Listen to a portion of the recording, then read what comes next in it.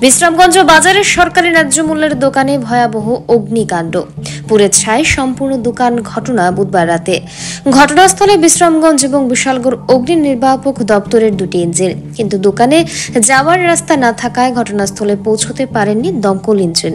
আগুনের লেলিহান গ্রাস করে নিল পুরো দোকান। অগ্নিকাণ্ডের ঘটনার খবর পেয়ে এলাকাবাসীর ঘটনার স্থলে জড়ো হয়। আগুনের সূত্রপাতের বিষয়ে এখনো পর্যন্ত জানা যায়নি। সরকারি ন্যায্য মূল্যের দোকানটির নাম আমতলী রেশন দোকান নম্বর 1, ডিলারের নাম বিপ্লব দত্ত।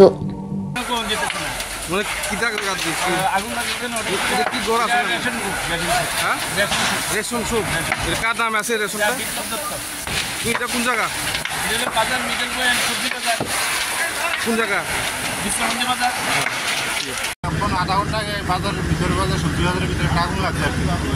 হঠাৎ করে একটা ফল পাইছি, লবণ লাগাইছি, আর সেটা আগুন দিয়েছি। মোটামুটি আগুন আয়ত্ত আছে, আগুন নিতে গেছে। ঘরে লাগবে না? ঘরে ঘরে ঘরে কি আসলে বাড়ি টিনের ঘর আর কি। বাড়ি রেশন সবার রেশন চুপ। হ্যাঁ, রেশন বিশ্রামগঞ্জ বাজারে নাকি? এই তো বিশ্রামগঞ্জ সবজি বাজারের ভিতরে। কয়টা ইঞ্জিন আমার লাগছে? আমরা 3টা গাড়ি।